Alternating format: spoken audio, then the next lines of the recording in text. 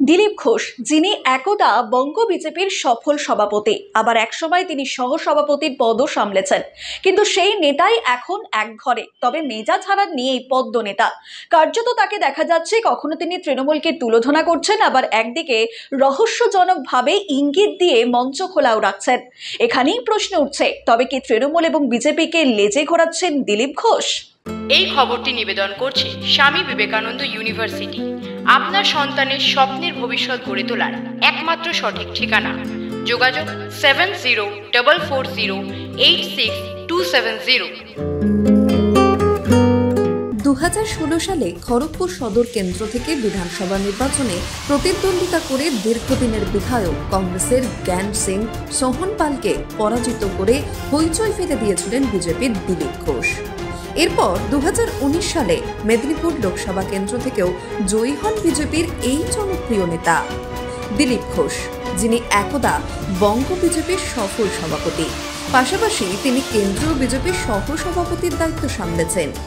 2015 সাল থেকে 2021 সাল পর্যন্ত তিনি রাজ্য সভাপতি থাকাকালীনই বিজেপির স্বর্ণযুগ ছিল বলে দাবি করেন বহু রাজনৈতিক বিশ্লেষক। বিধানসভা ও লোকসভা নির্বাচনে অভূতপূর্ব সাফল্য পেয়েছিল বিজেপি। দিলীপ ঘোষ বাংলার রাজনীতিতে বিখ্যাত তার রসিক মন্তব্যের জন্য। তার রাজনৈতিক জীবন তরতরিয়ে এগোচ্ছিল, কিন্তু তাল কাটল চলতি বছর অক্ষয় তৃতীয়ার দিন, যেদিন দীঘার নবনির্মিত জগন্নাথ মন্দির উদ্বোধনী অনুষ্ঠানে দলীয় নিষেধ না মেনেই শটান হাজির হয়েছিলেন এবং মুখ্যমন্ত্রী মমতা বন্দ্যোপাধ্যায়ের পাশে বসে সহাস্যের গল্প করেছিলেন, যা বিজেপি এবং আরএসএস নেতৃত্ব কোনোভাবেই মেনে নিতে পারেনি বলে জানা যায়। ফলে ধীরে ধীরে তাকে একঘরে করে দেওয়া হয় বঙ্গ বিজেপিতে। যদিও তার বিরুদ্ধে এখনো কোনো শাস্তিমূলক ব্যবস্থা নেওয়া হয়নি, কিন্তু তাকে বিজেপির কোনো কর্মসূচিতে ডাকাও হচ্ছে না। ফলে তার রাজনৈতিক ক্যারিয়ার হয়তো অন্যদিকে মোড় নিতে পারে। দিলীপ ঘোষের সাম্প্রতিক মন্তব্যই সেই সম্ভাবনা আরও উস্কে দিয়েছে। সম্প্রতি দিলীপ ঘোষকে প্রশ্ন করা হয়েছিল 21শে জুলাই তৃণমূলের মঞ্চে তাকে দেখা যাবে কিনা। এই প্রশ্নের উত্তরে আগের দিলীপ ঘোষ হয়তো প্রশ্নকর্তাকে তুলোধনা করে ছাড়তেন, কিন্তু না, তিনি যে উত্তর দিয়েছিলেন তা নতুন জল্পনা সৃষ্টি করে দেয়। বঙ্গ বিজেপির প্রাক্তন রাজ্য সভাপতির বক্তব্য, আমি কোনো না কোনো মঞ্চে তো থাকবো, দেখা যাক 21শে জুলাই আসুক আগে। কোনো না কোনো মঞ্চে তো আমি থাকবোই 21 তারিখ, দেখা যাক 21 তারিখে আসুক। জল্পনাই তো চলে, রাজনীতিতে জল্পনা নিয়েই সব চলে, দেখা যাক কি হয়। মানুষ কি জানতে চায় সে তো ঠিকই, আপনারা জল্পনা তৈরি করছেন, তো জল্পনা তৈরি করছে, জল্পনা নিয়ে রাজনীতি চলছে।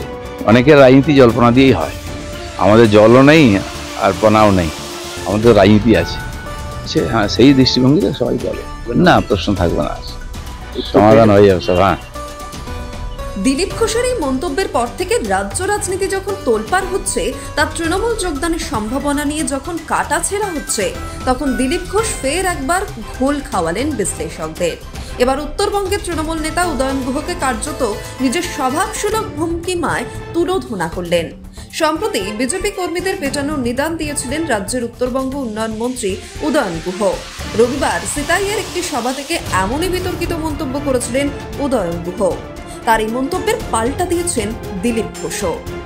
উদয়ন গুহর এই মন্তব্য নিয়ে প্রশ্ন করা হলে দিলীপ ঘোষ বলেন, নিজের ঘরে কুকুর ও বাঘ, কোচবিহারের বাইরে ওনাকে কে চেনে? উল্টোটা যদি হয়, কলকাতায় ওনার জামা কাপড় ছিঁড়ে দেওয়া হয়, কি করবেন উনি? ক্ষমতা কারো চিরদিন থাকে না, ক্ষমতার আস্ফালনকারীদের লোকে ভুলে যায়। এরকম অনেক শের বাংলায় ছিল। वो ठीक আছে, देखिए घर का कुत्ता शेर होता है, अपने घर में कुत्ता भी शेर होता है, तो কুচবিহারের বাইরে ওকে কে চেনে? উল্টো যদি হয়, জামা কাপড় খুলে ছেড়ে দিল, কলকাতাতে যদি হয়, কি করতে পারবে? এরকম ভাবছেন? ক্ষমতা চিরদিন থাকে না, আর ক্ষমতার জোরে আস্ফালন করলে আর যারা ক্ষমতার দাস তাদের লোকে ভুলে যায়। বহু লোককে চোখ বোলান একটু পশ্চিমবাংলায়, এরকম অনেক শের ছিল আগে, তারা কোথায় আছে? বেঁচে আছে, কিন্তু বেঁচে আছে কিনা কেউ জিজ্ঞেস করে না। রাজনৈতিক বিশ্লেষকদের অভিমত, দীর্ঘদিনের রাজনীতিবিদ এবং দক্ষ সংগঠক দিলীপ ঘোষ আসলে জল মাপছেন। বিজেপির নতুন রাজ্য সভাপতি শ্রমিক ভট্টাচার্য তার সম্পর্কে কি মনোভাব গ্রহণ করেন বা কেন্দ্রীয় নেতৃত্বই বা কোনো বার্তা দেয় কিনা সেটা দেখে তিনি পরবর্তী সিদ্ধান্ত নেবেন। আপাতত দিলীপ ঘোষ তৃণমূল বিজেপি দুই দলকেই লেজে খেলাচ্ছেন। যা জানার তা 21শে জুলাইয়ের দিনই জানা যাবে, কারণ তার নাম Dilip Ghosh. Bureau report, news বর্তমান।